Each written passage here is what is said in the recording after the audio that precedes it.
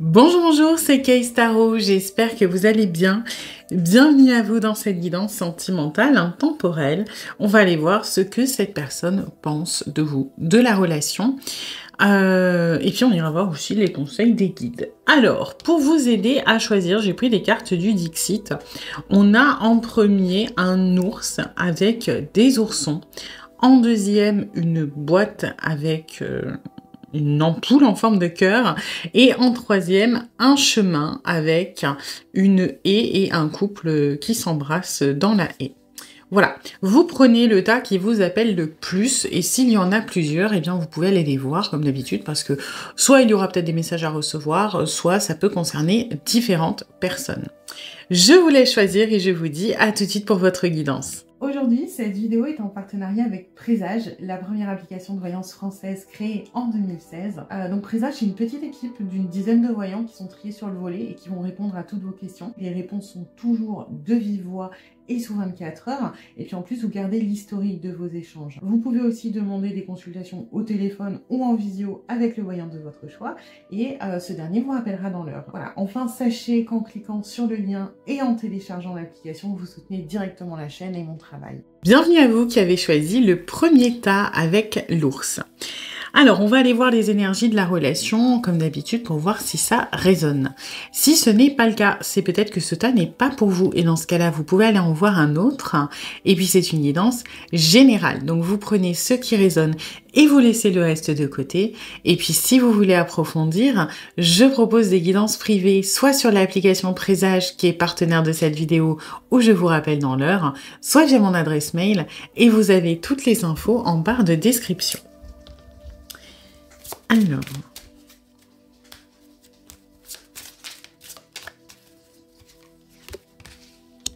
ok.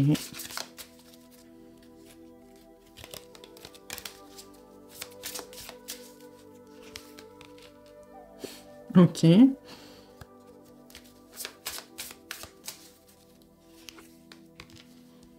Bon. C'est pas ce qu'il y a de plus serein, hein, votre relation. Alors, c'est compliqué, hein. C'est compliqué. Moi, j'ai quand même une relation qui est forte, qui est très très très intense. J'arrive pas à... En fait, j'arrive pas à me dire que c'est pas une relation...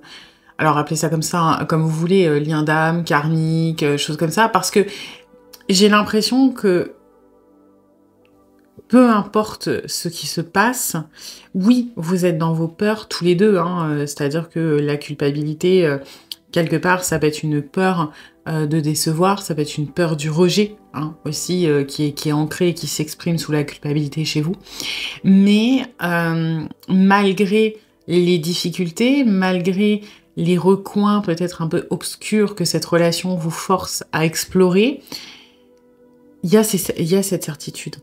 Cette certitude qu'il y a quelque chose, que la relation, elle est peut-être pas là pour rien, que cette personne, c'est un lien spécial, qu'on n'a jamais rencontré ça avant, que ça écroule peut-être certaines de nos croyances, certaines de nos convictions, et ça fait ressortir aussi peut-être tout ce qu'on n'a pas traité dans notre vie sentimentale, qui avait peut-être tendance à s'exprimer dans d'autres relations, mais de manière moins intense.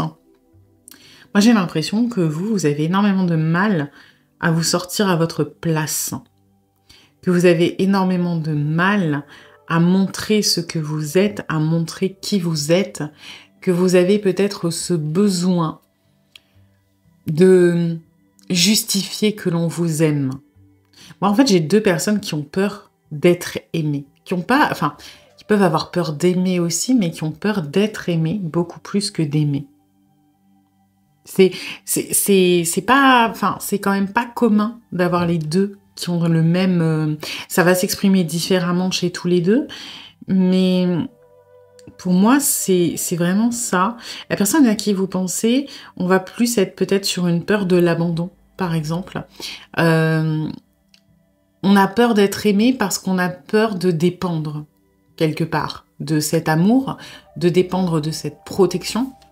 Parce que faut pas oublier que l'amour, oui, c'est quelque chose de beau, c'est quelque chose de très positif, mais si on parle d'un point de vue factuel, par exemple, l'amour, c'est aussi ce qui nous permet de rester vivant dans un contexte plus ancien, dans un contexte plus précaire.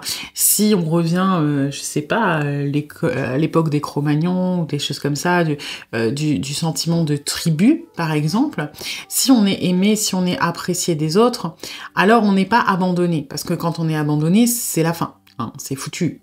On est tout seul, nos chances de survie, elles sont baissées. Exactement pareil d'ailleurs pour la peur du rejet. Si on est rejeté, donc quelque part abandonné ou exclu de la tribu, nos chances de survie, elles sont quand même largement diminuées. Même dans un contexte beaucoup plus récent, si on parle d'un enfant, par exemple, un enfant qui est abandonné, alors aujourd'hui il y a des structures, il y a des orphelinats, il y a des services d'aide, il y a des choses comme ça, mais pas si longtemps en arrière, si on revient, je sais pas, au XVIIIe siècle ou même au XIXe, hein, même à la limite début 20e, il y a des enfants qui étaient abandonnés comme ça dans la rue, dans un fossé, etc. Bon, bah un bébé qui est abandonné, si on est dans c'est normal d'avoir peur, parce que ses chances de survie, elles sont minuscules. Et pareil pour le rejet. Si vous êtes exclu de votre famille, de la société, imaginons vous êtes jugé pour un crime que vous ayez commis ou pas, et vous êtes exclu, on vous bannit d'une communauté, d'un village, peu importe, et que vous devez vous débrouiller dans la nature, c'est pas fou. Ok, et donc c'est pour ça que c'est des blessures qui sont très très dures parce qu'elles sont vraiment associées à notre instinct de survie. Et là, on est dans ces peurs-là. On est dans quelque chose de très primaire, de très animal, de très ancré dans notre instinct de survie, dans notre ADN. On a peur d'être abandonné, donc on a peur d'être vulnérable, donc on a peur, oui, c'est un lien très direct, mais de mourir. Et vous, ben, ça va être plutôt, vous avez peur de pas accepter, donc d'être rejeté, donc d'être exclu, donc ben, de mourir aussi, hein, quelque part. Bon, dans la réalité, voilà, si on est rejeté en amour, on n'en meurt pas. Mais l'esprit, le cerveau fait des connexions de ce qu'il connaît. Et donc, on est sur deux personnes qui ont énormément de mal à lâcher prise, qui ont énormément de mal à faire confiance en l'autre, en sa capacité à nous aimer, à maintenir peut-être aussi cet amour. Alors c'est peut-être lié à vos expériences passées, hein, notamment à votre enfance, puisque bon, c'est là que les blessures généralement elles s'activent, à moins que ce soit transgénérationnel, etc. Mais on est sur deux personnes qui s'aiment profondément, mais qui n'arrivent pas à accepter que c'est réciproque, qui ont du mal, qui en doutent, et je sais pas, je trouve ça... je sais pas, je vous sens tous les deux très très fragiles et très dans le combat de, voilà, je dois pas baisser ma garde, et puis en plus, j'arrive pas forcément à parler de mes craintes à l'autre, donc je ne me sens pas en sécurité dans cette relation. Ok, bon. On va aller voir. Du coup, ouais, on est sur un truc un peu stagnant. Pour moi, si vous avez commencé à avancer dans la matière, ben c'est un peu bancal. C'est-à-dire que ni l'un ni l'autre n'est sécurisé. Et pour moi, il doit y avoir des pas en avant, des pas en arrière, parce que vous avez ce truc quelque part qui vous attire, qui vous appelle, et en même temps, vous avez vos peurs qui bloquent, hein, derrière. Ok. Bon, on va aller voir ce que cette personne, du coup, pense de la relation et de vous, accessoirement.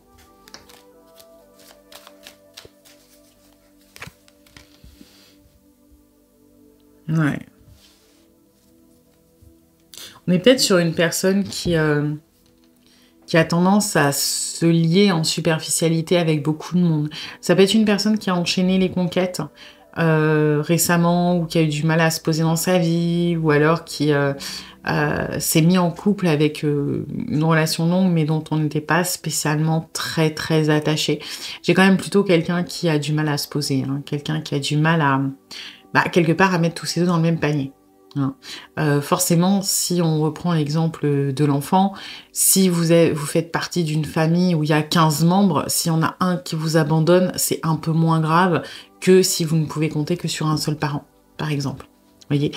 Et Et j'ai ce truc de je ne peux pas m'empêcher de me dire qu'il faut que je multiplie les portes de sortie, les sécurités, voilà, les choses comme ça. Donc on est peut-être sur quelqu'un qui joue un petit peu, et en plus c'est double bénéf, hein, parce que qui joue un peu peut-être avec votre jalousie.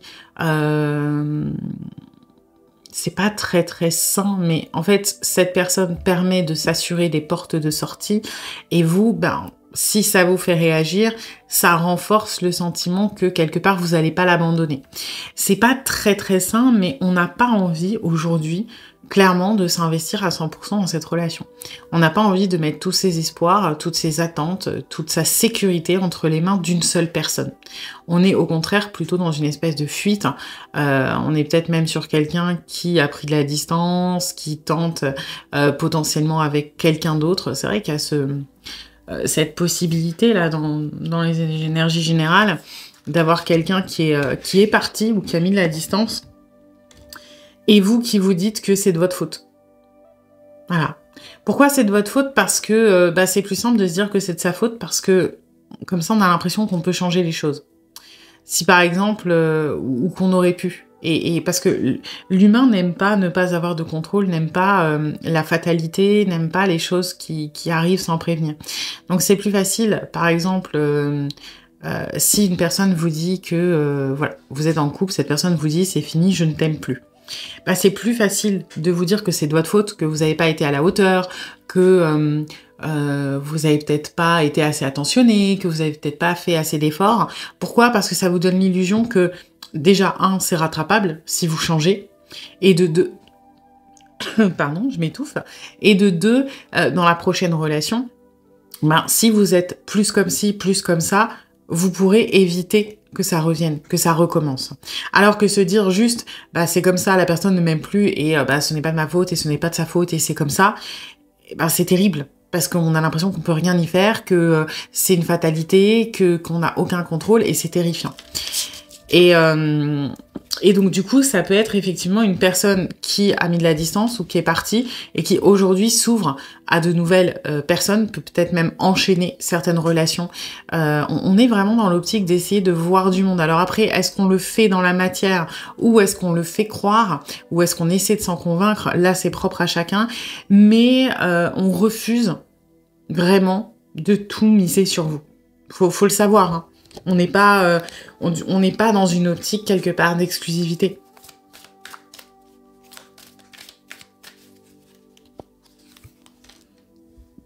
Ouais. On veut pas se sentir vulnérable. On veut pas se sentir amoindri et sans défense. L'étoile, elle a cette énergie de dépouillement, de vulnérabilité. Je veux dire, si vous regardez quand même, c'est une femme qui est généralement nue ou très très peu vêtue, qui est dans une espèce de clairière la nuit en train de puiser de l'eau. Je veux dire, concrètement, dans notre monde actuel, quelles sont ses chances de survie? Il y a une espèce de fragilité, de vulnérabilité. On pourrait, quand c'est mal aspecté, après c'est mes ressentis, il y a un sentiment de danger quand même, quelque part. De danger d'être sans défense. Et c'est un petit peu ça, ce que l'on ressent par rapport à votre relation, par rapport à votre lien, par rapport à vous. C'est ce truc d'être sans défense, de pas réussir à mettre notre armure habituelle, qui peut être de la dissociation, ou qui peut être de mettre de la distance dans son émotionnel, de rationaliser les choses, d'être dans le contrôle. On n'y arrive pas avec vous. Et c'est pour ça qu'on va se diriger plutôt vers une diversité des relations, vers potentiellement des personnes avec qui on se sent en sécurité, parce que par exemple on n'est pas attaché. Pourquoi? Parce que quelque part vous êtes le boss final et on n'a pas l'équipement pour vous battre. Donc, on va aller essayer de se concentrer vers des trucs à notre niveau, quoi, qu'on est sûr de maîtriser. On a l'impression que sans vous, on ne sait pas se protéger. On n'arrive pas à se protéger. Et c'est ça aussi qui nous fait peur et qui encourage cette peur. Déjà, on a une peur à la base de souffrir en amour, d'être abandonné, mais en plus, par rapport à vous, on n'arrive pas à mettre la distance nécessaire pour éviter les coups, pour ne pas finir plus bas que terre si ça se passe mal. Donc, dans ce cas-là, qu'est-ce qui reste comme solution? Quelque part, la fuite. Donc la fuite, ça va être se tourner vers les autres, se tourner vers des choses plus faciles, se changer les idées, essayer de récupérer le contrôle sur sa vie, sur son émotionnel, sur ses sentiments.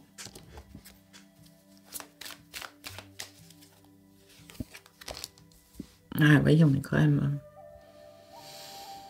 pas très très optimiste sur l'issue que pourrait avoir cette relation. Vraiment, les 5 de coupe, il y a certes 2 coupes qui sont pleines, mais 3 coupes qui sont au sol. Et l'énergie de base, ça va être que la personne a plus tendance à se concentrer sur ce qu'il a perdu plutôt que sur ce qui reste. Là, en l'occurrence, c'est que on est dans une espèce de gestion des risques, c'est-à-dire que cette personne, elle m'amène ça. C'est-à-dire que ça, c'est le bonheur, c'est l'attirance, c'est l'amour, c'est le lien que j'explique pas, c'est quelque chose de très très positif, ok, ça là-dessus, il n'y a pas de souci. Par contre, qu'est-ce que cette personne risque aussi de m'amener? La tristesse, la vulnérabilité, la peur, la douleur, et si je mets dans la balance, ouais, ça, ok, je l'ai actuellement, et pourquoi pas? Mais ça, si ça arrive, ce sera beaucoup plus important que ce que j'ai à y gagner. Alors oui, il y a un monde où ça arrive pas. Mais moi, j'ai tellement peur, j'ai tellement pas l'habitude de prendre des risques que je peux pas m'empêcher de dire que le pire va arriver. Voilà. C'est si on prend une comparaison par exemple avec le casino, si vous avez jamais joué au casino, vous allez avoir tendance à miser des petites sommes, je pense, parce que vous vous dites, voilà, je peux perdre, etc. C'est pas rentable, je fais juste ça pour m'amuser, si je gagne, tant mieux, si je perds, c'est pas grave. Vous allez prendre en compte les risques, mais il y a un côté toujours plus impressionnant quand c'est la première fois où vous allez sûrement vous dire, de toute façon, je vais pas gagner. Vous allez vous préparer au pire. Et si on vous demande de miser, je sais pas, 1000 balles, vous allez vous dire, non. Pourquoi? Parce que je mise beaucoup, mais du coup, si je perds beaucoup. Alors que si on vous dit, mise 10 balles, vous allez vous dire, ouais, pourquoi pas. Vous, c'est ça, vous êtes une mise à 1000 balles, donc il y a beaucoup à perdre si ça plante, et du coup, on est beaucoup plus concentré sur ce qu'on risque de perdre plutôt que sur ce qu'on risque de gagner. Alors que si les personnes vers qui on va essayer de se tourner, qui sont plutôt des mises à 10 balles, c'est-à-dire que, au pire, ça m'affecte un petit peu, mais pas trop, on a beaucoup plus à gagner, c'est-à-dire le confort, l'affection, etc., que ce qu'on va perdre. On perd 10 balles, c'est bon, on va s'en remettre. C'est pas agréable, on va s'en remettre, ok? Vous, on n'a pas envie de jouer, parce qu'on sait que les conséquences, elles peuvent être, enfin, du moins, on imagine que les conséquences, elles peuvent être dramatiques. Et du coup, on préfère partir perdu d'avance, pour se protéger. Ouais. On préfère rester... On préfère arrêter maintenant ou fuir maintenant et se dire que les potentielles fins de cette histoire auraient pu être positives et que c'est pas trop grave parce qu'on a quand même évité le pire, plutôt que de se confronter à la réalité et de se dire qu'on va automatiquement passer par le pire. On préfère se faire des plans, on préfère essayer de tout anticiper mais sans se heurter à la réalité. Vous voyez, il y a vraiment ce truc de planification, de j'anticipe, je me fais tous les scénarios possibles dans ma tête. Et comme il y en a, je sais pas, une partie qui vraiment la fin ne me plaît pas, etc. Plutôt que de voir ce que ça pourrait donner, plutôt de me confronter à cette réalité, je préfère les laisser au stade d'hypothèse. Donc on est vraiment sur quelqu'un qui est en train de fuir la relation, là. C'est quelqu'un qui est clairement pas prêt. Ouais, on préfère sauver sa peau. On peut pas s'empêcher de se dire que si on y va, le ciel va nous tomber sur la tête. On n'arrive pas à voir une fin positive. Quelque part parce qu'on n'a pas envie d'y croire non plus. On n'a pas envie d'y croire parce qu'on n'a pas envie de se... C'est une manière de se protéger. On n'a pas envie de se retrouver complètement vulnérable si ça se passe mal. On préfère fuir. Ok. Et de plus en plus, je me dis, pour la plupart d'entre vous, on est sur quelqu'un quand même qui fuit. Alors, soit qui a déjà fui, soit qui va fuir, soit qui est déjà en train de fuir. C'est comme si la relation, là, elle a activé tous les signaux d'alerte, tous les trucs de faut pas y aller, quoi. Faut pas y aller, c'est dangereux, ça va forcément mal se passer, donc voilà, moi, je sauve ma peau, je retourne dans ce que je connais, je ne suis pas prêt ou je ne suis pas prête.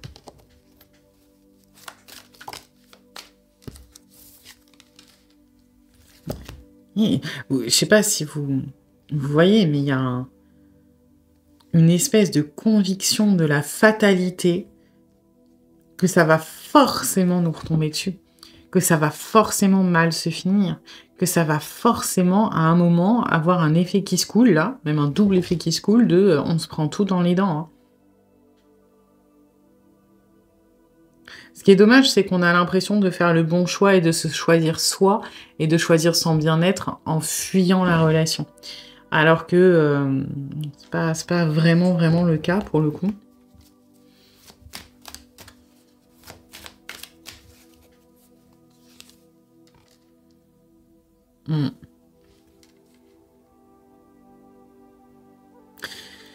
Ouais. Il y a quand même une partie de nous qui se dit que... C'est marrant, hein, parce qu'on a envie de fuir. On n'a pas envie de trop y croire. Mais d'un autre côté, il y a une partie de nous qui sent que c'est un lien particulier et qu'on ne pourra pas s'en débarrasser comme ça. Que même si, quelque part, peut-être on se débarrasse de vous dans la matière, c'est-à-dire qu'on fait notre vie avec quelqu'un d'autre, on va voir ailleurs, peu importe, il y aura toujours ce lien quelque part en arrière-plan. Mais pas forcément... En fait, c'est comme si on préférait quelque part ne pas vous avoir, ne pas être avec vous, ou vous avoir avec un rôle moins important dans votre vie, mais quelque chose... En fait, on n'a pas envie d'espérer plus. On n'a pas envie de... On préfère se contenter du minimum et se dire que c'est OK, plutôt que de rêver grand et de se casser la binette. J'ai vraiment ce truc-là. Si aujourd'hui, cette personne commence à vous voir comme un ou une partenaire potentielle, comme quelqu'un qu'on peut aimer, quelqu'un avec qui on peut se laisser aller, ça veut dire qu'il peut pas y avoir de plus, il peut y avoir que du moins. Si on vous place là, dans l'échelle des relations, ça veut dire qu'à un moment ou un autre, dans sa tête, vous allez forcément dégringoler. C'est-à-dire que vous allez forcément... la relation, hein, j'entends. C'est-à-dire que vous allez peut-être partir, nous quitter, changer d'avis, etc. Et donc nous, on va passer de là à là. Donc il y a une chute, donc ça fait mal. Alors que si vous êtes super important, mais qu'on vous statue ici, vraiment en bas de l'échelle, c'est-à-dire soit on fuit, vous êtes inexistant, soit vous êtes au minimum du contact, quelque part, même si vous partez, on peut pas descendre plus bas. Donc on se protège. Donc on anticipe la chute, quoi. On est vraiment dans quelqu'un qui est pas prêt, hein, qui est pas prêt du tout. Mais après, je pense pas que vous soyez plus prêt que cette personne. C'est juste que c'est pas les mêmes fonctionnements. Là, on va être dans un système défensif de je bloque, je fuis par rapport à mes peurs. Vous allez peut-être plutôt être dans la fuite en avant, dans vos schémas. C'est-à-dire j'ai peur, je culpabilise, j'ai peur d'être rejetée, donc peut-être que je vais essayer d'accaparer la personne ou d'aller en avant pour qu'on puisse plus trop me rejeter et puis besoin d'être rassuré en permanence. Et forcément, vous voulez aller trop vite par rapport à vos peurs, cette personne veut aller trop lentement par rapport à ses peurs, donc ça fait conflit. Cette personne n'avance pas assez, donc ça rencourage vos peurs, donc vous avez besoin que ça aille encore plus vite ou plus intensément ou plus profondément, et donc plus vous allez être comme ça, plus cette personne va fuir le lien, quelque part. Donc on est vraiment sur une espèce de cercle vicieux de les schémas défensifs qui entrent un petit peu en miroir, et ça fonctionne pas très bien. Ok. On va aller voir les conseils des guides pour vous par rapport à cette relation.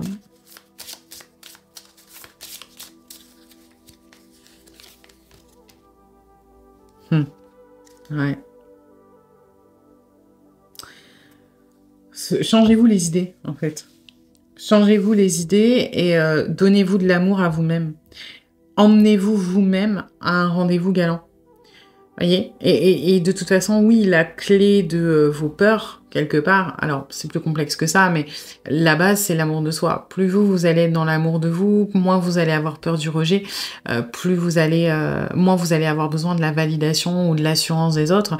Donc, prenez soin de vous, apprenez à vous aimer avant de vouloir aimer les autres, parce que, quelque part, vous pouvez aimer les autres, ça c'est pas un souci, mais vous n'acceptez pas qu'on vous aime. Donc, et ça part de là, hein. Acceptez-vous de vous aimer, commencez-vous à vous aimer, et à ce moment-là, vous allez réussir à laisser les autres vous aimer avec plus de sérénité. Ok.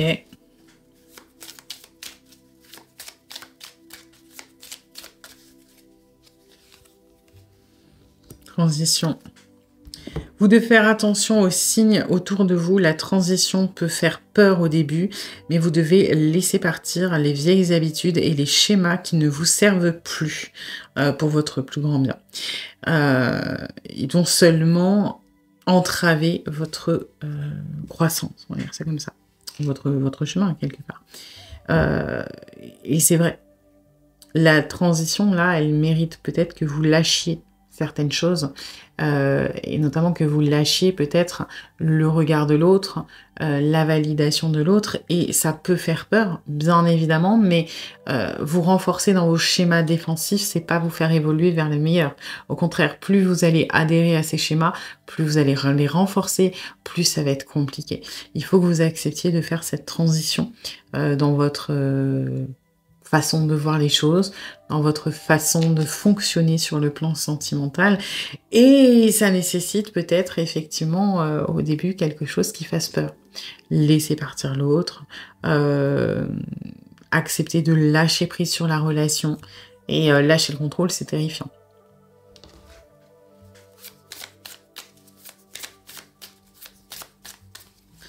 Alors ensuite...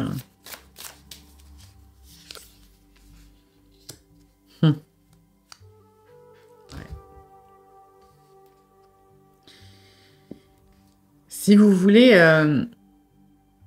quelque part, attirer l'abondance dans votre vie, de manière générale, hein, mais surtout au niveau du sentimental, il faut peut-être déjà accepter de la mériter. Qu'est-ce que vous voulez? Vous voulez être aimé? Vous voulez rencontrer l'amour? Je sais pas, vous voulez avoir une vie sentimentale prospère? Ok, alors allons au fond du truc. Est-ce qu'aujourd'hui, vous vous en estimez digne? Et honnêtement avec vous-même, hein. C'est-à-dire pas, bah oui, pourquoi pas moi? Non, vraiment. Est-ce que si demain, on vous sert l'homme de votre vie ou la femme de votre vie sur un plateau, et que ça peut être cette personne, est-ce qu'aujourd'hui, vous êtes capable de laisser cette personne vous aimer sans vous poser 15 milliards de questions, sans vous dire je suis pas à la hauteur, sans vous dire est-ce que vous êtes vraiment honnête et serein avec ça? Est-ce que vous êtes capable d'accepter les cadeaux qu'on vous donne? Est-ce que demain, il y a quelqu'un qui vous donne 100 balles dans la rue? Est-ce que vous êtes capable de dire merci, c'est gentil? Ou est-ce que vous allez vous dire ah bah non, mais pourquoi faire? J'ai rien fait, je mérite pas, bah non, gardez-le, bah non, non, ça me met mal à l'aise. Vous êtes plutôt dans quelle optique? Si quelqu'un vous donne 100 balles, bien sûr que tout le monde va dire mais qu'est-ce qui se passe? Enfin bah non, j'en ai pas besoin. Ok, bon. Une fois passé ça, on vous dit « Non, non, mais moi, tout va bien dans ma vie, j'ai envie de te le donner. » Comment vous réagissez? Si on vous fait un très beau cadeau à votre anniversaire, comment vous allez réagir? Est-ce que vous allez être plutôt, vous êtes gêné, ou est-ce que vous allez être « Ah, c'est sympa ». Et le but, c'est de se diriger vers le « c'est sympa ». Vous méritez. Vous méritez d'être heureux, vous méritez d'être amoureux ou amoureuse, vous méritez qu'on vous aime, mais cette conviction, elle doit partir de vous, à la base. Parce que si forcément... On prend l'exemple du cadeau, on vous offre un super beau cadeau et vous, ça vous met mal à l'aise, vous dites « bah non, fallait pas, non, récupère-le, vraiment, je mérite pas, etc. » Qu'est-ce qui va se passer l'anniversaire d'après? On va vous faire un cadeau moins gros, parce qu'on a bien compris que ça vous mettait mal à l'aise. Et donc, qu'est-ce qui se passe finalement? On réduit cette abondance. Pourquoi? Parce que vous n'êtes pas capable de l'accueillir. En amour, c'est pareil. Ok. Et ensuite...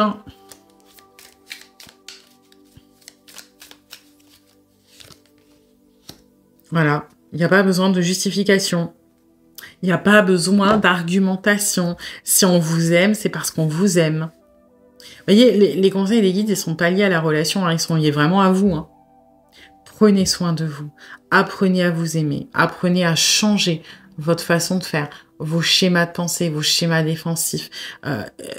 Commencez à vous dire que vous méritez les choses et qu'il n'y a pas besoin de les monnayer, de les justifier. Quand on aime, on donne. Et vous, vous êtes capable de le faire. Vous, quand vous aimez quelqu'un et que vous êtes prêt à donner votre chemise, à prendre soin de cette personne, est-ce que cette personne, elle est obligée de vous donner une liste de raisons de pourquoi vous avez bien fait de le faire? Non. Et même que des fois, la personne en face, elle le mérite pas et que vous le faites quand même. Donc, laissez les autres vous aimer. Laissez les autres juste prendre soin de vous pour ce que vous êtes et non pas parce que vous avez rendu service ou parce que vous avez fait tel truc avant. Non, on a le droit de juste vous aimer et de vous gâter parce qu'on a envie. Là, faut revenir à vous, hein. Réellement. Et de toute façon, cette personne aussi. Pour moi, votre situation, ça le sent dans les énergies générales. Elle est au point mort. Pourquoi? Parce que il n'y a pas moyen d'activer les leviers de l'autre. Ok, vous les avez activés mutuellement pour vous faire réagir. Maintenant, le travail, il est personnel. Vous devez travailler sur vous. Cette personne doit travailler sur elle. Plus vite vous allez travailler sur vous, plus vite cette personne va travailler sur elle. Pourquoi? Parce que vos blessures vont arrêter de rentrer en résonance.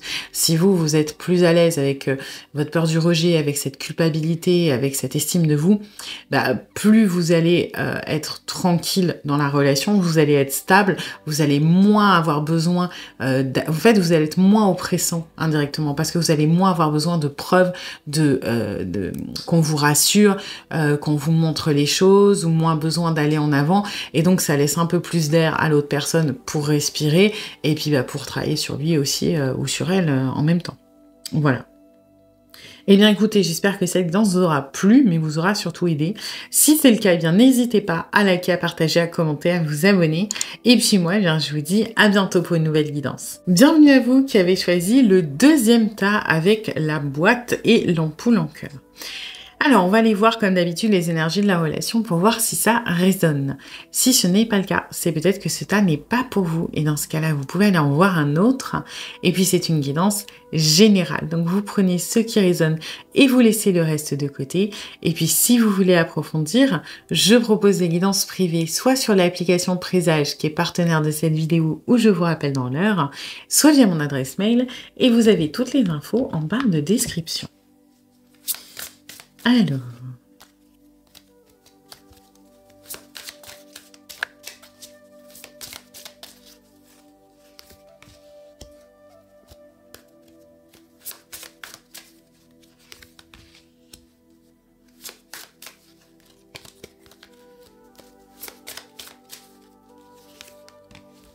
ok.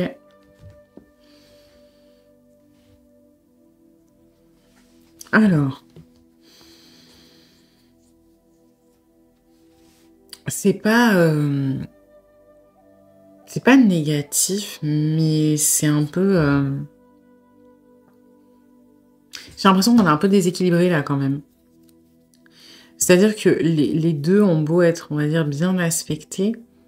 La liberté, je la sens pas si bien aspectée que ça, et la bienveillance non plus, en fait. Moi, ce que j'ai, c'est que on est sur une relation où la personne à qui vous pensez a plutôt le lead de la relation. C'est-à-dire que on est un petit peu sur quelqu'un qui en fait qu'à sa tête. Voilà. Hein. En gros, ça peut être quelqu'un qui a décidé de faire comme ça alors que vous voulez pas. Donc ça peut être, vous voulez, je sais pas, avancer et cette personne dit que on a le temps. Ça peut être cette personne qui dit que, par exemple, vous n'êtes pas exclusif alors que vous aimeriez que ce soit exclusif. Ça peut être, vous voyez, moi j'ai un peu une personne qui s'octroie des passe-droits quand même, sous prétexte de la liberté. Sous le prétexte que nous ça fonctionne bien comme ça, on va pas s'enfermer et puis il y a de la confiance entre nous et puis vous voyez, j'ai un peu ce truc je sais pas très honnête.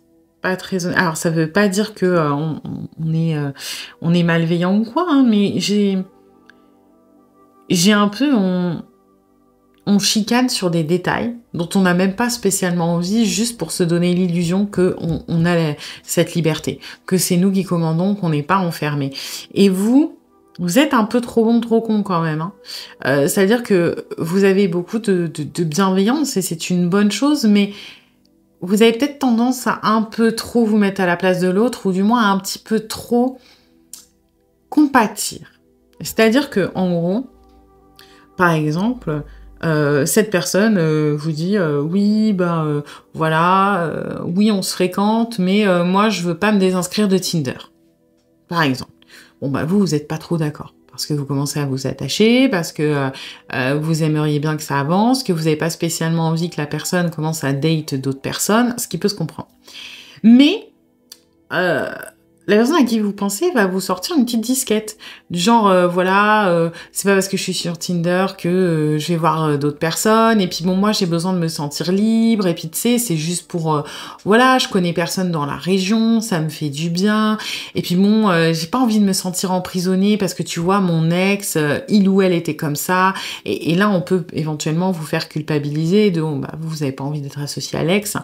En fait, on va se positionner un peu en martyr, alors que la réalité, c'est juste que, je sais pas, on n'a pas envie de fermer Tinder parce que ça nous éclate, hein, ou parce qu'on n'a pas envie de recevoir d'ordre, ou parce qu'on n'a pas envie de se sentir prisonnier ou prisonnière, peu importe la raison. Et vous allez tellement compatir que, bah, même si vous n'avez pas envie, vous allez dire, oh, bah ouais, mais le pauvre ou la pauvre, j'avoue, ça a dû pas être évident, il ou elle m'a déjà raconté l'expérience avec son ex, je sais qu'il ou elle en a bavé, il se faisait fliquer, ou elle se faisait fliquer, j'ai pas envie d'être pareil, j'ai pas envie que cette personne soit mal avec moi, donc bon, c'est bon, si il ou elle m'a dit que c'était juste pour voir des amis, bon, bah je vais laisser passer. Et le truc, c'est que on est dans une espèce de cercle. Alors, j'ai pas l'impression que la personne, elle abuse tant que ça, mais ça va être sur des détails. Et j'ai l'impression que vous savez pas trop comment vous sortir de ça, parce que vous n'êtes pas forcément bien, vous n'êtes pas forcément à l'aise avec ça, mais vous n'avez pas envie de passer pour le ou la méchante, mais vous n'avez pas non plus envie que la personne soit pas bien avec vous. Et on est sur cette ligne où, à quel moment, en fait, mes limites ou ses limites sont les plus importantes, quoi. À quel moment je dois privilégier son bien-être au détriment du mien, ou à quel moment je dois privilégier le mien au détriment du sien. Vous avez l'impression de devoir faire des choix et de pas être capable de les faire parce que c'est difficilement quantifiable en fait. De savoir qui serait le plus blessé si on trouve un compromis. Voilà, c'est compliqué. Et la personne à qui vous pensez, faut bien vous dire que pour moi c'est des détails, hein. Les choses où on essaie de récupérer du pouvoir, c'est pas des réelles convictions, d'accord? C'est plus de « je veux pas me sentir emprisonnée, je ne veux pas me sentir entravée dans mes mouvements, donc je vais aller réclamer n'importe quoi pour voilà, montrer que je n'ai pas de limite. » Le problème, c'est que on va aller toujours plus loin, quelque part. Et que le but, c'est pas non plus que cette personne vive sa meilleure vie sans en plus profiter des avantages que vous donnez, pendant que vous êtes en train de vous morfondre et vous êtes en train de subir la situation. Donc on est sur un truc un petit peu déséquilibré. Pour moi, au niveau du stade de la relation, on peut en être à tous les stades. Ça parle même pas forcément d'une relation romantique, hein. Ça peut être amis, famille, etc. Mais le point pour savoir si ça résonne pour vous, ça va être que vous faites preuve de beaucoup de compréhension, de beaucoup de bienveillance, mais vous avez l'impression que cette bienveillance, elle est un petit peu forcée. C'est-à-dire que vous ne vous voyez vraiment pas faire autrement que de rendre service ou de comprendre le point de vue de l'autre. Vous ne vous voyez vraiment pas refuser, par exemple, mais d'un autre côté, ça commence à vous bouffer. Ça commence à... Vous savez pas comment en sortir, parce que vous savez pas dire non au mal-être de quelqu'un. En gros. Voilà, cette personne vous dit « Oui, mais tu comprends, moi, quand je t'envoie des textos à 3h du mat parce que mon mec m'a quitté, que je suis triste, j'ai besoin que tu me répondes. » Et vous, ça va vous bouffer, vous allez être pas bien, mais vous supportez pas de voir quelqu'un à qui vous tenez qui est pas bien. Donc vous allez dire « Oui, ok, je mettrai mon téléphone en sonnerie. » Sauf que vous voyez, c'est pas normal. D'accord? Il faut savoir respecter vos propres limites, et ça veut pas dire que vous n'aimez pas l'autre. Ça veut juste dire qu'à un moment, vous aussi, vous êtes important. Ok. Alors, on va aller voir ce que cette personne pense de vous et de la relation. Ouais, on a peur du changement. C'est pour ça qu'on s'accroche autant à la liberté. On a peur de... Oui, d'être... C'est con, hein, mais on associe la perte de pouvoir ou la perte de liberté à quelque chose déjà qui va forcément arriver. Et là, c'est intéressant parce que on est dans je gagne du temps. On n'est pas dans j'essaie d'avoir le pouvoir absolu et c'est pour ça que pour moi on vous demande des choses qui n'ont pas forcément de sens, ou alors des choses un peu absurdes, ou des choses dont on s'en fout. Parce que le but n'est pas d'asseoir une domination totale sur vous, le but n'est pas d'être aux commandes, le but est de gratter du temps sur la prison que l'on associe à un engagement émotionnel. Et attention, la prison, elle n'est pas forcément de l'ordre de la personne qui est en face. C'est-à-dire que on ne pense pas forcément que vous allez nous mettre en cage. Ce que l'on pense, c'est que nous, avec de l'attachement, avec de l'émotionnel, on va se mettre en cage tout seul. Exemple, on est en couple, on n'est pas censé aller voir ailleurs. On est d'accord ? On n'a pas peur que vous fassiez des crises de jalousie, que vous empêchiez de sortir avec nos amis, que vous fliquiez notre téléphone. Non, ce dont on a peur, c'est de nous, naturellement, finir par se dire « ça ne se fait pas de sortir avec mes potes. Ça ne se fait pas de parler à d'autres nanas ou d'autres mecs. Ça ne se fait pas de faire ci ou de faire ça. Je ne peux pas parce que je suis en couple ou parce que je suis amoureux ou amoureuse. » Donc, on n'a pas forcément peur que vous soyez actif ou active dans l'élaboration de cette cage, mais c'est parce qu'on sait que nous, on va finir par s'enfermer là-dedans, avec peut-être des croyances, des convictions, des principes que l'on associe comme quelque chose de négatif parce que ça va à l'encontre de ce que l'on aimerait faire. Et on n'aime pas ne pas faire ce qu'on veut. Voilà. Parce qu'on a l'impression que c'est l'autre qui a du pouvoir sur nous. Alors qu'en vrai, vous n'en avez pas directement. Typiquement, cette personne, si un jour vous êtes en couple, pourrait commencer à arrêter d'aller voir ses amis juste parce que dans sa tête, quand on est en couple, on doit privilégier le couple. Donc, on se fait nous-mêmes notre prison, d'accord ? Mais on va vous le reprocher. On va vous dire que c'est de votre faute, que c'est parce qu'on est attaché à vous, que c'est vous qui voulez pas, etc. Alors qu'en vrai... Là-dedans, il y a peut-être une dépendance affective, par exemple. Et pour moi, on a peur d'une dépendance affective qu'on peut avoir et donc le pouvoir que l'on peut donner malgré nous à l'autre.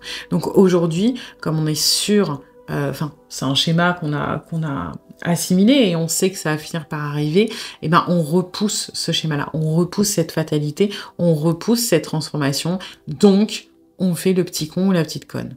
Voilà. Et on va aller gratter à droite, à gauche, essayer d'avoir le dernier mot, essayer de décider, essayer de rester libre. Mais c'est beaucoup plus libre de notre émotionnel plutôt que libre des contraintes que vous pouvez imposer, hein, quelque part.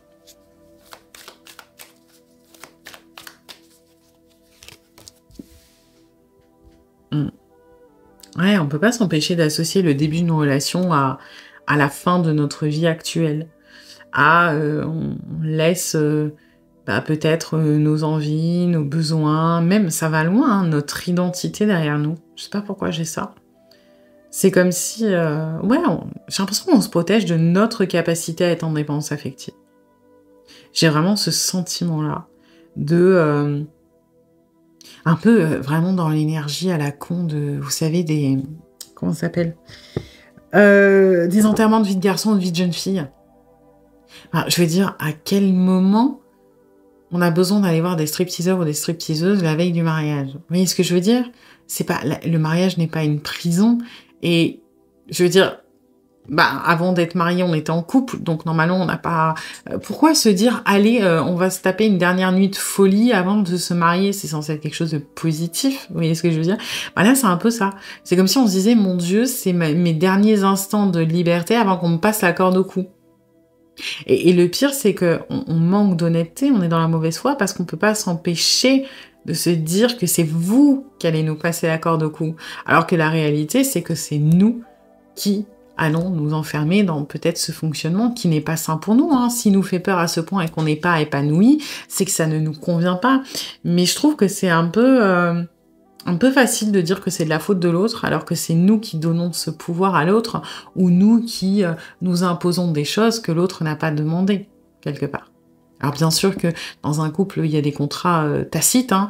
Oui, on va pas voir ailleurs, oui, on se doit respect, amour, assistance, etc. Mais je veux dire, c'est des choses, c'est pas censé être des contraintes, c'est censé être des choses que l'on fait naturellement quand on aime l'autre. Quand on aime quelqu'un, on n'a pas envie d'aller voir ailleurs. Quand on aime quelqu'un, bien sûr qu'on le respecte. Quand on aime quelqu'un, bien sûr qu'on le soutient. C'est pas censé être des contraintes, c'est pas censé se dire « Oh là là, mon Dieu, je l'aime, mais alors ça me fait chier, je peux plus aller à droite à gauche. » Ou alors, dans ce cas-là, c'est du polyamour, de la polygamie, et chacun sa façon de vivre, il n'y a aucun jugement là-dessus, mais dans ce cas-là, c'est établi dès le début. Il y a des couples libres qui le vivent très très bien. Hein. Mais on va dire pour la majorité, par exemple, où on est la majorité qui est monogame, bah, ça sous-entend quand j'aime quelqu'un, j'ai pas envie de quelqu'un d'autre. Ou alors, bah oui, alors là, il n'y a plus de question de monogamie ou polygamie. Si on aime quelqu'un, bah bien sûr qu'on a envie de l'aider, on le laisse pas au bord du fossé crever la gueule ouverte. Bon, eh ben en quoi c'est une contrainte? C'est censé être naturel. Et pour autant, cette personne ne peut pas s'empêcher d'assimiler les obligations du couple comme bah, justement des devoirs, des obligations et des contraintes.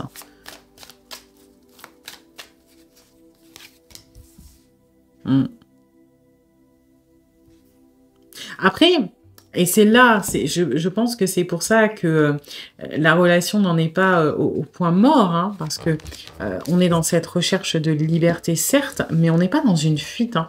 On n'est pas dans une énergie foncièrement négative, hein, si on reprend les énergies du début. On sait ce qu'on veut. Hein. On sait que la relation, oui, à terme, c'est ce qu'on veut, mais pas maintenant. Là, on est dans une espèce de procrastination et d'évitement parce que ça nous fait peur et qu'on veut gratter du temps, oui, mais on sait que le résultat final qu'on veut, c'est bien ça. Donc, on est bien vers quelqu'un qui se dirige vers une relation plus approfondie au niveau de l'intimité, une relation... alors, de couple hein, pour la majorité, mais je maintiens qu'il peut y avoir du social, de l'amical ou du familial. Donc ça peut être une relation plus équilibrée, une relation où on va finir par donner, de manière générale, mais pas maintenant. Voilà. En gros, on sait qu'on va se marier, mais si on peut enchaîner les soirées d'enterrement de vie de jeune garçon ou de vie de jeune fille, eh ben ce serait pas mal. Voilà. Mais en soi, la relation, c'est tout ce que l'on souhaite. Hein. Mais ce que l'on souhaite, si tant est qu'on garde le contrôle, si tant est qu'on garde l'autorité sur la relation, sur notre émotionnel, potentiellement sur vous. Pour ça hein, qu'on vous teste quelque part, qu'on va aller chercher tous ces petits détails. Et je pense que ça va résonner. Hein. Ça peut être des trucs... ouais, je veux garder Tinder allumé, je veux pas qu'on aille, je sais pas, chez moi, mais qu'on aille tout le temps chez toi, je veux pas que je te présente à tel ou tel ami ou à ma famille parce que c'est pas le moment. Vous voyez, ça peut être ce genre de choses où oui, c'est important dans la relation, mais dites-vous bien qu'aux yeux de cette personne, c'est beaucoup plus du détail que ce que l'on vous fait croire.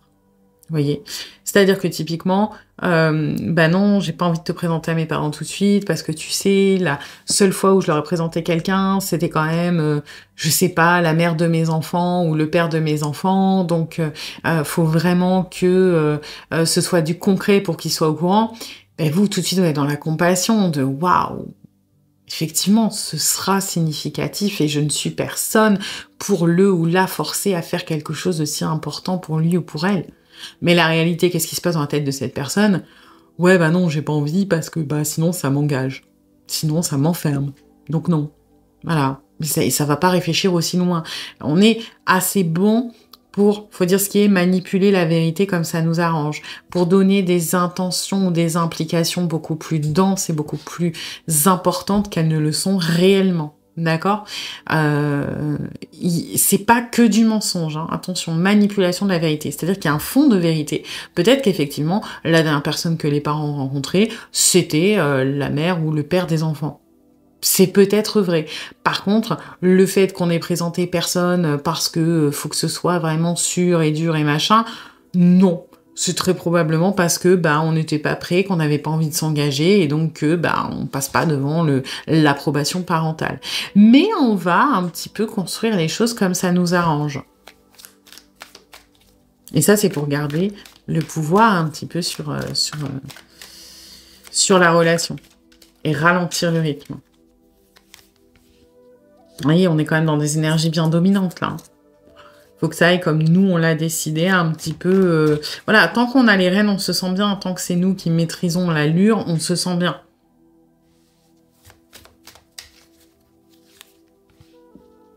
Là, on est bien, hein. La personne à qui vous pensez, là, elle est bien, hein. Elle est un peu roi carotte, hein. On a l'autorité, on a le lead, on a notre stabilité, on fait un peu ce qu'on veut, on n'est pas trop tracassé, hein. On a trouvé un équilibre qui nous convient. Et attention à ça, parce que quand on laisse une personne comme ça trop s'installer dans sa zone de confort, pour l'en déloger, après c'est compliqué. Hein. Parce que là, on veut plus bouger. Là, là on est bien. Hein. On a trouvé comment potentiellement vous faire entendre raison, vous faire patienter, on va au rythme qu'on veut, on fait ce qu'on a envie, on a notre petite stabilité, notre petite sécurité, parce que j'ai l'impression qu'on sait, je vais pas dire que vous êtes acquis ou acquise, parce que c'est pas à ce point-là, mais on sait que vous donnez plus que ce que nous on donne, donc on se sent en sécurité. On n'est pas sur quelqu'un de malveillant, a priori. Hein. Bon, après, vous prenez comme ça résonne pour vous, hein. Peut-être que ce sera le cas, mais la majorité, c'est pas quelqu'un de malveillant, c'est quelqu'un qui se protège et qui a ces schémas où, voilà, faut avoir un petit peu l'ascendant sur l'autre. Après, c'est sûr que c'est pas sympa pour vous et que ça s'exprime pas de manière correcte. Ouais. On sait qu'à tout moment, les sentiments qu'on a pour vous ou la suite de cette relation va effondrer tout ça. Hein. Qu'on va pas pouvoir garder cette situation bien longtemps, qu'il va falloir que on fasse des efforts, que on mette notre fierté de côté, que on mette peut-être notre autorité de côté, qu'à un moment, il va falloir qu'on se donne un coup de pied aux fesses pour avancer. On le sait, hein. Mais encore une fois, on gratte du temps. On essaie de... Ouais. On essaie vraiment de... On est dans de la procrastination, là. On est dans de l'évitement, hein. Moi, j'ai peur de l'engagement, j'ai peur du pas, j'ai peur de l'intimité. Donc, qu'est-ce que je fais? Eh ben, hop, je gratte. Je vais chercher tel truc et dire que ça me freine. Je vais aller chercher tel détail et dire que ça me freine. Et je pense que ça, c'est pas conscientisé, hein. C'est qu'on est vraiment convaincu que, je sais pas, là, on a besoin de la validation de notre meilleur ami à qui on présente jamais aucune nana ou aucun mec, mais hop, on a décidé que là, c'était important. Et on va se mettre des petits trucs comme ça, des petites règles. Et vous allez dire, ah bah oui, je comprends, on peut pas avancer sans la validation du ou de la meilleure amie, parce que ils se connaissent depuis qu'ils sont enfants, que il ou elle est au courant de toute sa vie, que ça peut être que le meilleur ou la meilleure conseiller ou conseillère. Donc oui, je comprends qu'il faut qu'on passe ce test. Bon bah ce test il vient d'être inventé il y a 3 minutes. Hein. Pourquoi? Bah parce que ça rajoute une étape supplémentaire avant le dénouement qui nous fait peur. Donc attention à ça, vous c'est de la gentillesse, c'est de la bienveillance et les histoires sont crédibles parce qu'on arrive à s'en convaincre. Hein. Donc c'est pas de la manipulation, il faut pas vous en vouloir, mais attention du coup à respecter vos propres limites parce que vous avez tendance à considérer le bien-être de l'autre qui n'est pas un réel mal-être, d'accord, qui est un mal-être construit pour éviter une situation et à le faire passer avant votre propre mal-être qui vous est bien réel. C'est là où c'est compliqué. Alors, on va aller voir les conseils des guides, du coup.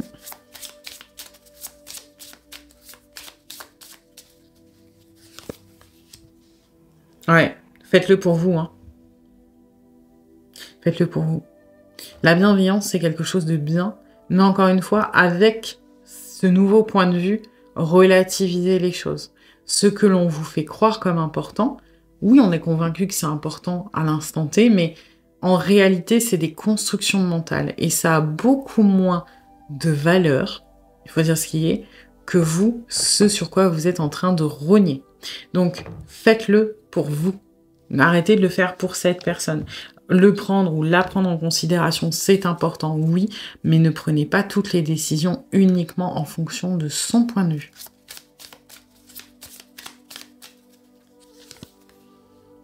Calme. La sagesse de la tortue nous apprend de marcher sur notre chemin avec paix et de s'y tenir avec détermination et sérénité. Vous pouvez être encouragé à prendre une pause dans votre vie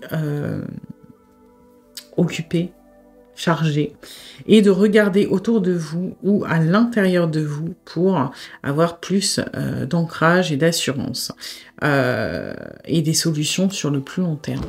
Ouais, je pense que vous avez peut-être rogné un peu sur votre bien-être depuis longtemps.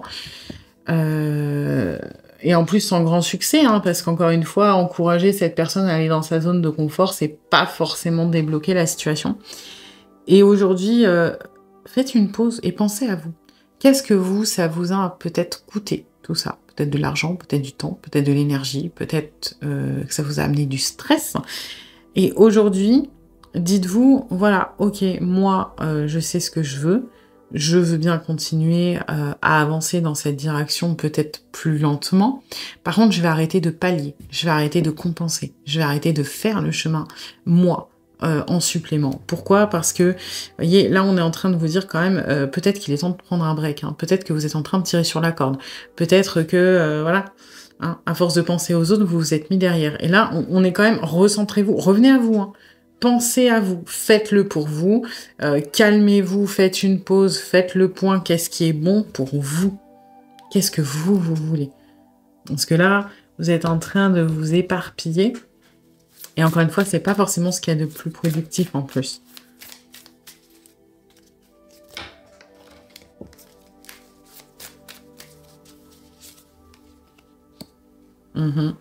Quels sont vos désirs profonds? Allez chercher. Quels sont moi je dirais aussi, quels sont vos besoins profonds?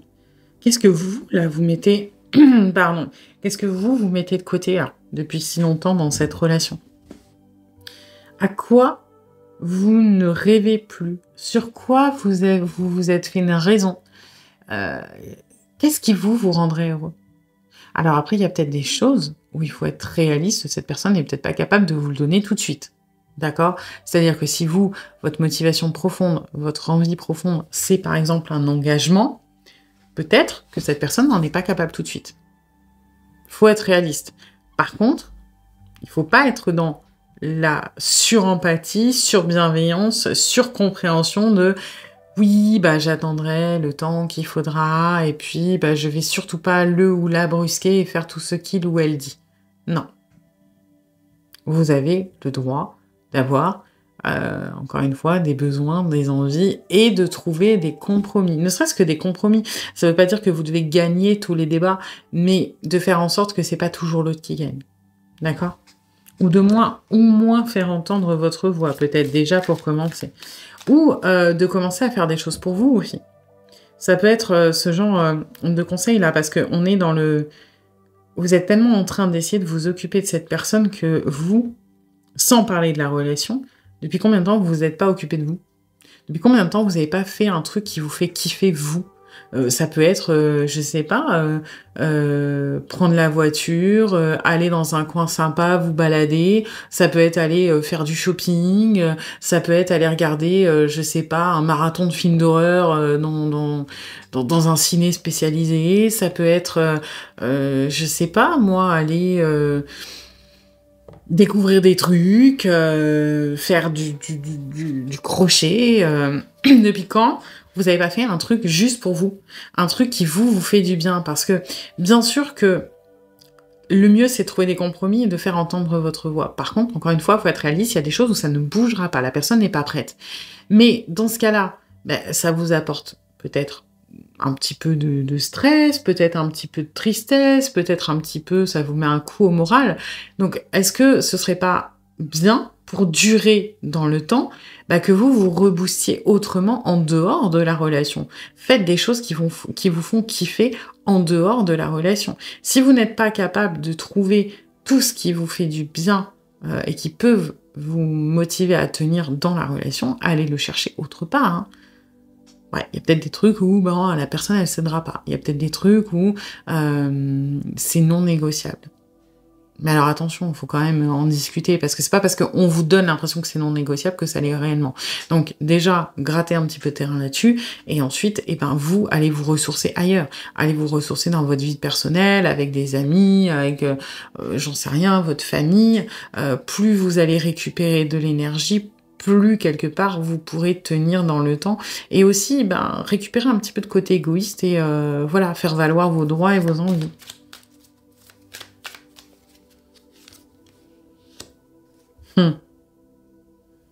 Changer d'état d'esprit. Hein. La relation ne peut pas, ne compte pas, ne tient pas uniquement grâce à vous. Vous voyez, c'est ce que je ressens. Vous vous dites que vous, si ça tient debout, c'est juste parce que vous compensez, parce que vous faites les efforts, parce que vous vous mettez à la place, parce que vous comprenez, parce que vous brusquez pas, parce que vous palliez à certaines choses. C'est faux. C'est faux. Vous pouvez compter sur l'autre. Hein. Parce que l'autre, il tient à vous. L'autre, la personne à qui vous pensez, elle tient à vous. Et si vous arrêtez de faire les efforts, il ou elle va commencer à en faire un petit peu. Vous, là, en ce moment, vous faites ça d'efforts et la personne, elle fait ça. Hein. On va faire, hop, voilà, les efforts. Si demain, vous rétractez et vous donnez ça, alors la personne, elle ira peut-être pas jusque-là, mais la personne, elle va commencer à faire un peu plus.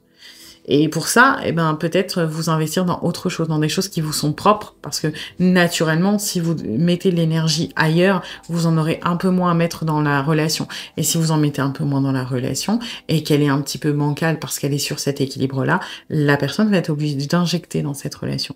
Mais si vous partez du principe que tout repose sur vos épaules, que c'est grâce à votre compréhension, que c'est parce que vous savez lire à l'intérieur de l'autre, que vous le ou la comprenez, que vous adaptez, en fait, c'est pas bon.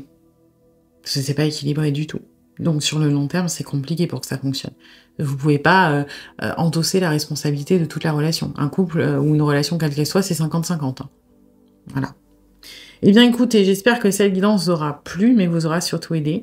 Si c'est le cas, n'hésitez pas à liker, à partager, à commenter, à vous abonner. Et puis moi, je vous dis à bientôt pour une nouvelle guidance. Bienvenue à vous qui avez choisi le 3e tas avec la porte. Alors, on va aller voir les énergies de la relation, comme d'habitude, pour voir si ça résonne. Si ce n'est pas le cas, c'est peut-être que ce tas n'est pas pour vous. Dans ce cas-là, vous pouvez aller en voir un autre. Et puis, c'est une guidance générale. Donc, vous prenez ce qui résonne et vous laissez le reste de côté. Et puis, si vous voulez approfondir, je propose des guidances privées, soit sur l'application Présage, qui est partenaire de cette vidéo, ou je vous rappelle dans l'heure, soit via mon adresse mail, et vous avez toutes les infos en barre de description. Alors,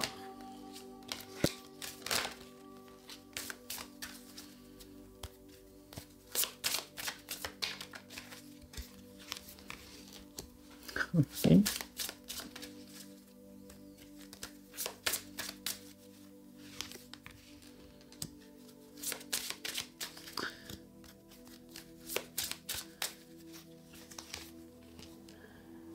Ok, intéressant.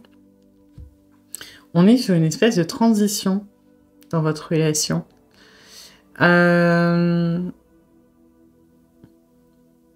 J'ai pas l'impression que dans la matière, ça s'exprime par un énorme pas en avant, là, tout de suite, maintenant. D'accord ? Il se peut que vous sentiez une amélioration ou quelque chose, mais j'ai pas l'impression que ce soit effectif dans la matière. J'ai pas l'impression qu'on soit sur allez, c'est parti, je sais pas, on se met en couple, on ménage ensemble ou machin. J'ai plus l'impression que ça se passe bien entre vous, mais que voilà, la personne à qui vous pensez est en train de travailler sur lui ou sur elle. Et là, moi, j'ai plus quelque chose de nouveau, enfin, qui arrive, beaucoup plus que quelque chose d'actuel. On est au début de la Renaissance, mais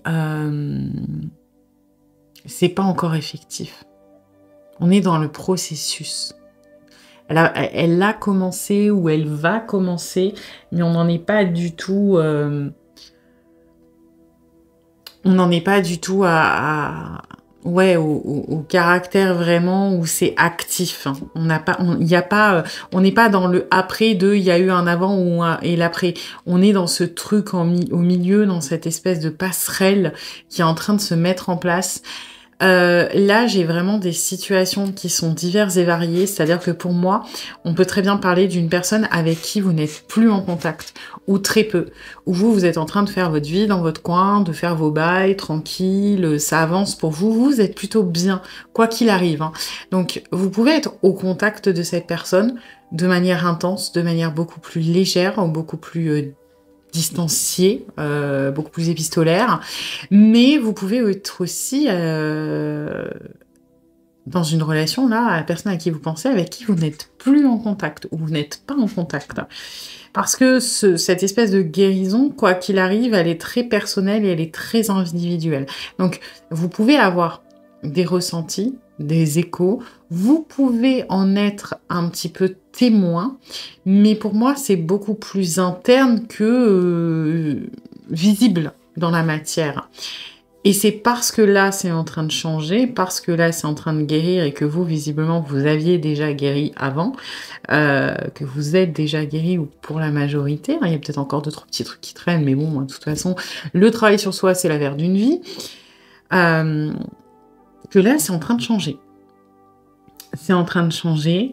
Donc, si on parle d'une personne avec qui vous êtes encore en contact de manière régulière, de manière intense, il peut y avoir un pas qui s'annonce, un énorme pas en avant qui s'annonce, ok?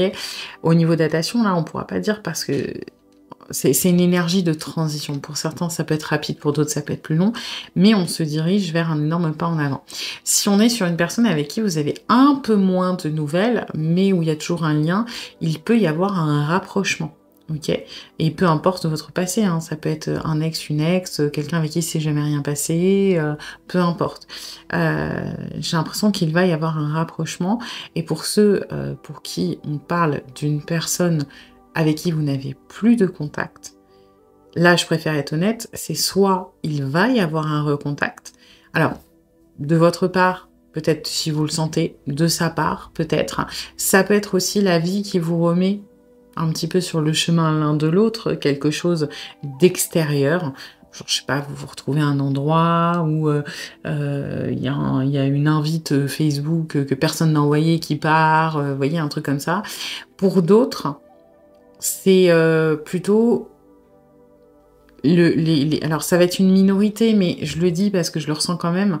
Pour certains, ça va être la fin un petit peu de cet arc-là, quoi. C'est-à-dire que la fin de ce livre, vous allez peut-être, vous, complètement réussir à passer à autre chose parce que vous êtes guéri, cette personne est guérie, et voilà, il est temps que les chemins se séparent, et la renaissance, elle est individuelle.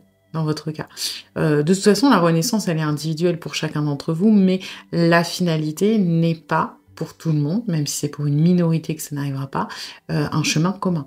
Ok, ça peut être juste de, bah voilà, cette personne guérie, avance dans sa vie, avance sur son chemin, et le chemin que vous avez partagé devait vous permettre mutuellement de comprendre des choses, de travailler sur vous, de guérir. Le lien qui vous maintenait actif était là pour vous donner cette motivation à avancer, et aujourd'hui, il a peut-être plus lieu d'être, et la finalité est d'avancer chacun de votre côté, et vous allez avoir d'autres personnes qui vont se présenter, un renouveau au niveau de votre vie sentimentale. D'accord? Ça reste une minorité d'entre vous. Pour la majorité, il y a quand même un chemin commun. Mais quoi qu'il arrive, je reviens sur ce que j'ai dit, il y a un avant et il va y avoir un après. On n'est pas encore dans l'après, mais on est sur des gros changements là, quand même. Ok. On va aller voir du coup ce que cette personne pense de vous et de la relation. Alors...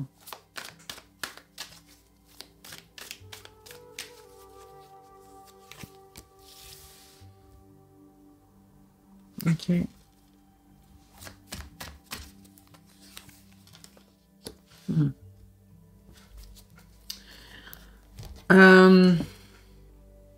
On commence à y voir plus clair.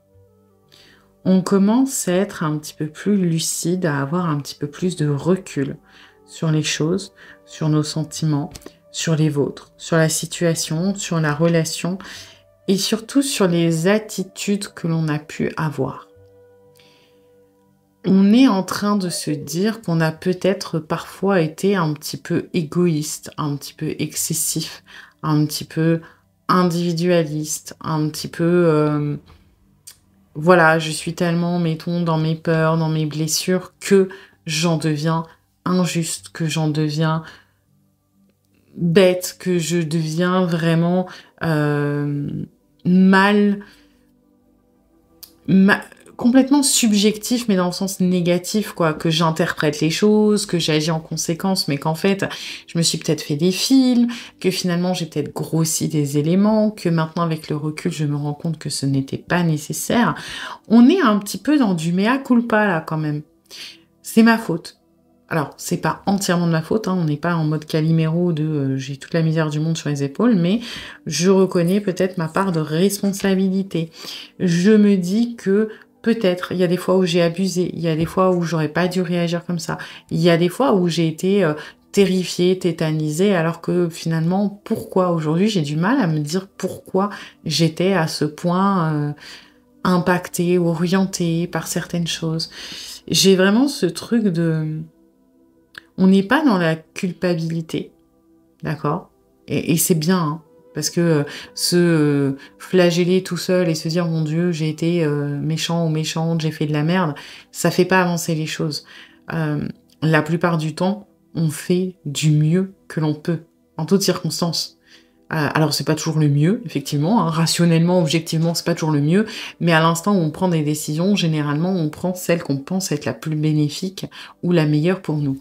Et du coup, j'ai pas quelqu'un qui se culpabilise, j'ai quelqu'un qui se dit je prends conscience que j'ai fait de la merde, que j'ai mal agi, que là j'étais tellement dans tel schéma que bah, ça s'exprimait comme ça et c'est pas cool. Mais pour autant, il y a quand même du recul de bon bah voilà, j'étais comme ça parce que j'avais peur de ci, j'avais peur de ça, ou j'ai vécu ci, ou j'ai vécu ça, et ça m'impactait encore.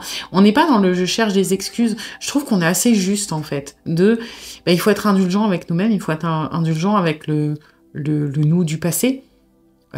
Qui n'a pas notre expérience, qui n'a pas notre vécu, qui n'a pas aussi notre recul. Parce que c'est facile de dire oui, j'aurais dû faire ci ou j'aurais dû faire ça. Mais à l'instant T, on était tous, je sais pas, si vous pensez à des moments où vous regrettez des décisions que vous avez prises, ben, vous aviez tout un facteur émotionnel que vous n'avez plus aujourd'hui. L'urgence, le stress, l'envie, la peur, et mine de rien, ce sont des facteurs qui orientent nos décisions. Et bah, quand ça s'est passé, je sais pas, il y a des années, bah, c'est facile avec le recul de se dire « Oh là là, qu'est-ce que j'étais con !» Ben, on a fait du mieux qu'on pouvait. Et je trouve que c'est assez... c'est plus dans cette énergie-là, de...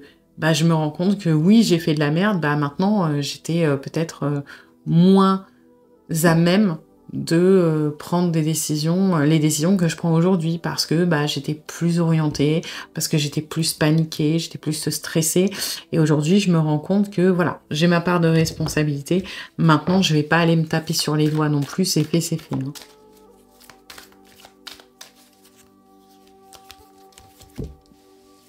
Hein. Ce que je vous disais, on est quand même assez ouvert hein, à une reprise, à un recontact, à une réouverture quand même des choses.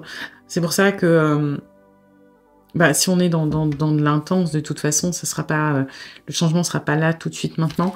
Mais si on est dans une baisse de communication, voire une absence, il y a quand même cette ouverture, cette envie de rouvrir la porte, de reprendre contact, peut-être de se rediriger vers la relation, de retenter. J'ai pas redonné une chance, hein, parce que redonner une chance, ça inclut, ça implique une continuité. On n'est pas dans une continuité, on est dans un renouveau. Hein. J'ai vraiment cette énergie de nouveauté. Ok, je prends conscience que le moi du passé, le moi d'aujourd'hui, c'est pas les mêmes personnes. C'est pas des étrangers, mais c'est une version différente. Et du coup, bah, je ne peux pas continuer ce que le moi du passé avait commencé parce qu'on est plus pareil. Et j'ai ce truc de, recommencer, beaucoup plus que continuer, retenter, hein, le renouveau. Même pour les personnes, la minorité à qui j'ai dit il n'y aura pas de recontact parce que c'est comme si les chemins se séparaient, on caresse cette idée quand même, hein, quelque part. Alors après, bon, dans la décision, il y a sûrement d'autres choses qui vont jouer, mais j'ai quand même ce truc de maintenant que j'ai changé, maintenant que j'ai laissé partir mes valises, mes choses comme ça, maintenant que je me sens mieux, est-ce qu'on peut pas recommencer sur de nouvelles bases? Est-ce que l'histoire ne serait pas différente si on la reprend à zéro? J'ai vraiment pas quelqu'un qui veut continuer quelque chose, non. J'ai quelqu'un qui veut reprendre quelque chose.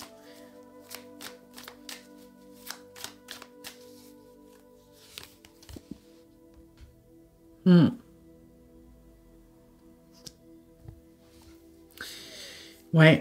Je suis un peu moins convaincue de ça.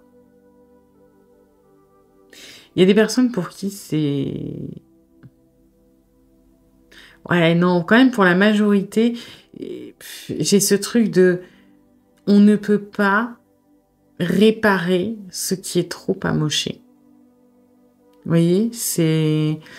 Et du coup, est-ce que le renouveau... Bon, après, c'est quand même mieux qu'on parle d'un renouveau plutôt qu'une continuité, hein. Mais je suis pas convaincue des motivations, parce que les motivations, c'est peut-être un petit peu la facilité de... voilà, de toute façon, l'état actuel de l'histoire, c'est comme si, voilà, vous prenez un dessin, vous vous êtes un peu loupé, et vous êtes en train de vous dire, ok, il y a trop d'endroits où je me suis loupé, bah plutôt que de le corriger, ou d'essayer de l'améliorer, ou de le continuer, hop, je le chiffonne, je le mets à la poubelle. C'est un peu ça, ce que je ressens dans les énergies. Peut-être on s'est fait trop de mal, ou il y a eu trop de blessures, ou il y a eu trop de choses qui sont chiantes, qui sont compliquées à réparer, donc est-ce que ça vaut pas le coup de recommencer? En soi, sur la théorie, c'est pas complètement faux, mais c'est au niveau de ce que je ressens un petit peu quand même de facilité, et peut-être encore un peu de fuite, du coup, de certaines choses, parce que oui, on est en guérison, mais est-ce qu'on a tout guéri? Et là, c'est comme si je sentais quelque part une peur peut-être de l'échec, ou une peur de pas pouvoir rattraper les choses, donc autant les recommencer et faire comme si elles n'existaient pas. Une peur peut-être d'affronter certaines choses. Donc là, je suis un petit peu mitigée parce que, encore une fois, la finalité, elle est bonne. Partir sur un renouveau, c'est bien. Ne pas se laisser la relation entachée par ce qui a pu être commis dans le passé, si vous êtes tous les deux des versions différentes et que vous avez évolué, bah, effectivement, ça sert à rien de s'apesantir sur ce qui s'est passé entre vous avant. Mais, voilà, j'ai ce truc de... c'est pas... la motivation, elle est pas uniquement positive, quand même. Il y a un peu de... bah, si on recommence à zéro, je peux peut-être esquiver 2-3 trucs, quoi. Vous voyez, je sais pas, vous faites un dessin je sais pas, qui vous plaît... Voilà, vous galérez, il y a des trucs, vous dites j'ai la flemme, et puis en plus vous dites ok, bon bah quitte à recommencer le dessin, je vais faire une pause où on verra pas les mains du personnage parce que je sais pas les dessiner. Vous voyez, il y a un petit peu l'idée, elle est pas mauvaise, mais c'est comme si on s'en servait un peu à son avantage pour esquiver un truc qu'on n'a pas envie de faire. Donc voilà, là je suis un peu plus dubitative quand même.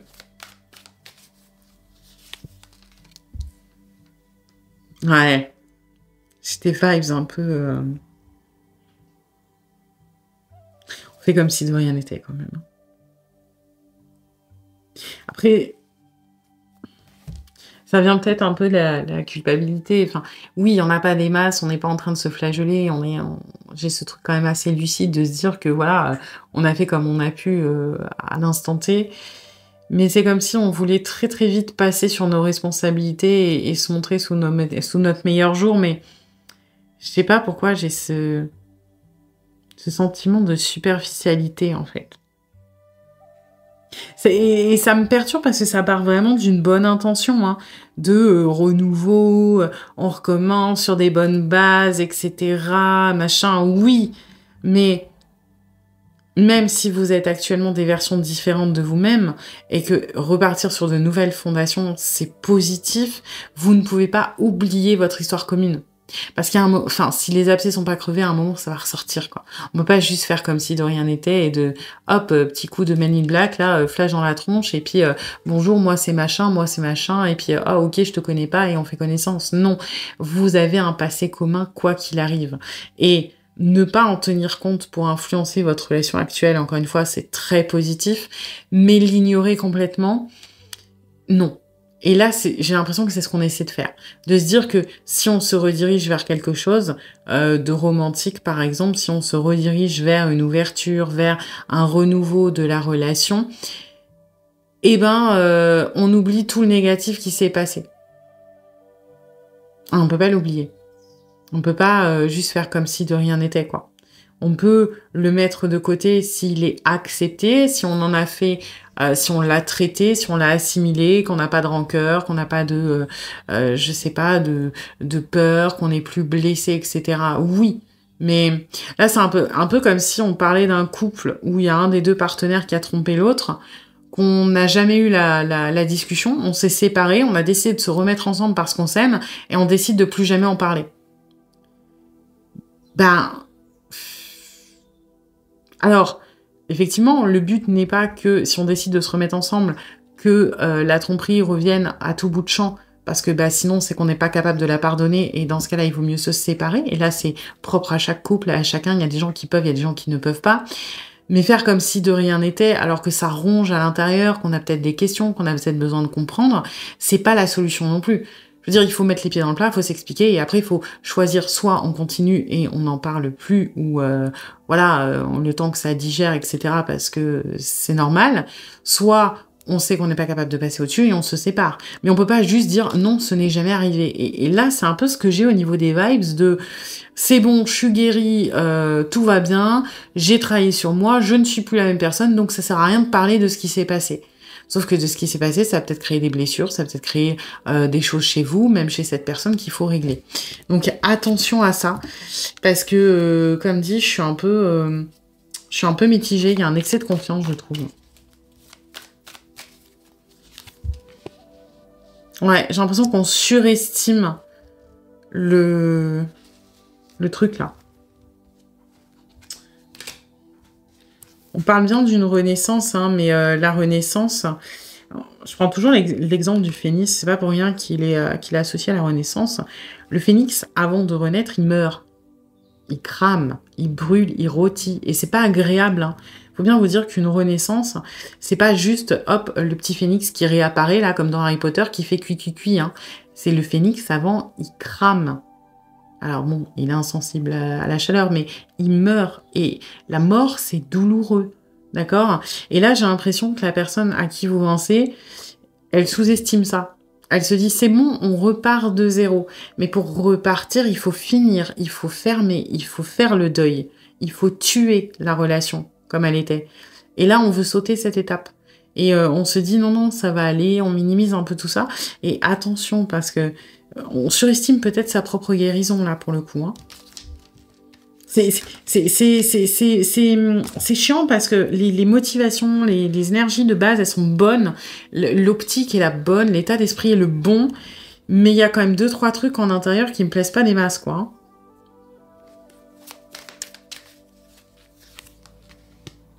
Ouais. Ouais, on a vraiment hâte de laisser ça derrière nous et de un peu fermer les yeux. Vous voyez, typiquement, le 5 de Denis, là, c'est l'énergie que je ressens. Vous voyez, les gens, quand il y a des mendiants dans la rue, et puis, hop, on regarde pas, on regarde ailleurs pour faire comme si on les avait pas vus parce que ça met mal à l'aise. Bah là, c'est un petit peu ça. Hop, les écueils de la relation passée, les trucs qui mettent mal à l'aise, les trucs où on se sent coupable, ou les trucs où on se dit que ça nous fait de la peine, etc. Bah hop, on regarde ailleurs. On regarde que ce qu'on a envie de regarder. On va regarder les gens qui s'amusent, le marchand de glace, mais les petits trucs dont on a honte, les petits trucs qui nous embêtent, et ben on va sciemment tourner la tête et se concentrer sur ce qui nous motive.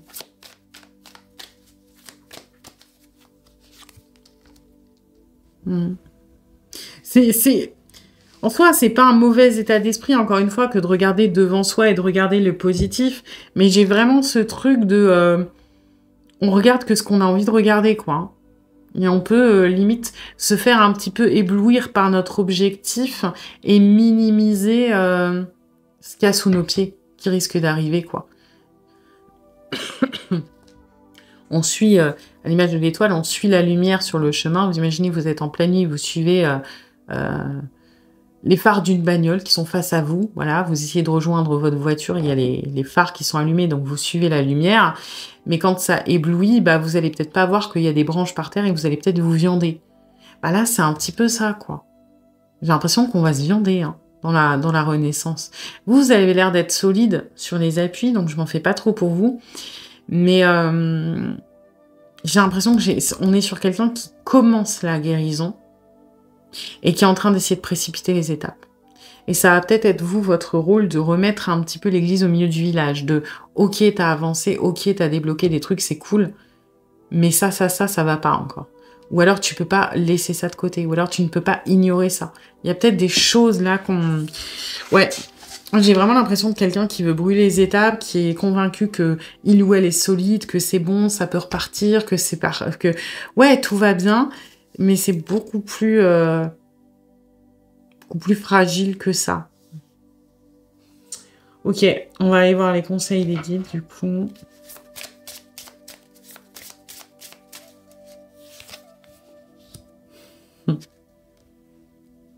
Ouais.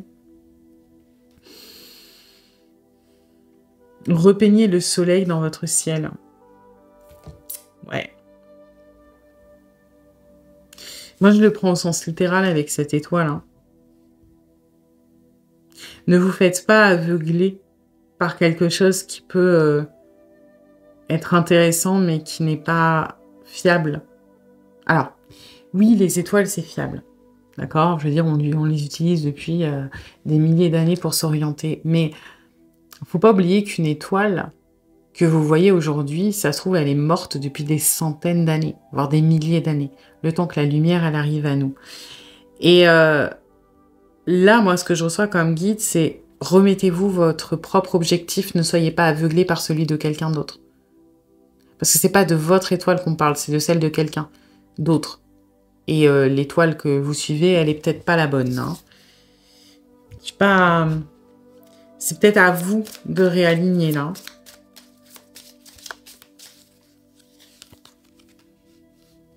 Exploration.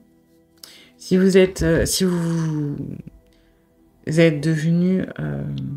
si vous vous êtes lassé de votre vie, vous avez le pouvoir créatif de redresser les choses et de tout revitaliser.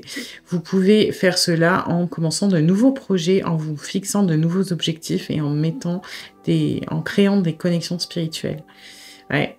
Et moi, j'ai vraiment ce truc-là, hein, mettre de nouveaux objectifs, commencer de nouveaux projets. Oui, on est dans une renaissance, mais restez bien fixés sur vos motivations. Ne vous faites pas... je pense pas que vous allez vous faire... emmener quelque part, vous écarter de votre chemin, mais attention à bien rester sur le vôtre quand même. Et de pas trop... Vous pouvez explorer, en fait, ce qu'on vous propose, mais attention à bien rester fixé sur vos objectifs. Vous voyez, j'ai vraiment ce truc de... vous pouvez y aller, mais... mollo, mollo, quoi. Moi, en fait, ce que je reçois comme conseil, c'est... Ça peut être intéressant d'aller explorer ce qu'on a à vous proposer, c'est-à-dire ce renouveau, la vision des choses de cette personne. Par contre, gardez en tête que, à l'image de l'étoile et du soleil, le soleil, quelque part, est plus... Alors, tout est relatif et subjectif, mais on va dire que le soleil est plus important, plus sûr, plus... ouais, que les étoiles. Oui, j'ai pas vraiment de comparaison, mais... cette personne, vraiment, hein, cette personne suit une étoile quand vous guidez par le soleil. Ok? Et c'est quand même un peu plus sûr de se guider par le soleil. Je sais pas comment vous exprimer ça. Ce que j'ai, c'est que vous avez beaucoup plus de connaissances, vous avez beaucoup plus de choses dans votre travail personnel, dans votre connaissance de vous, dans votre cheminement personnel, dans votre peut-être spiritualité, de beaucoup plus ancré, de beaucoup plus important. Vous avez plus de bagages que cette personne. Ok? Et ça peut être intéressant d'explorer un autre point de vue, mais gardez bien en tête que, à la limite, vous êtes le maître et cette personne est l'élève. Donc, faut pas condamner ce qu'il ou elle fait, parce que on peut vous montrer une autre voie, un autre chemin qui peut être intéressant, mais gardez en tête que là, on en est à des balbutiements, quand vous, c'est plus établi. On va dire à la limite que l'étoile, c'est un bébé soleil.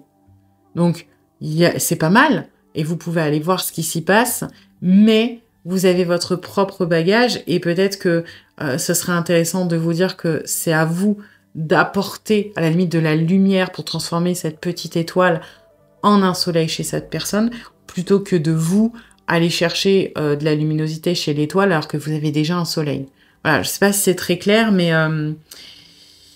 on vous dit en gros de bien rester, de ne pas inverser les choses. Oui, cette personne a guéri, mais n'en est pas du tout à la fin de sa guérison, et que vous soyez conscient de votre cheminement, de votre valeur, et que vous avez aussi peut-être quelque chose à apporter, c'est important.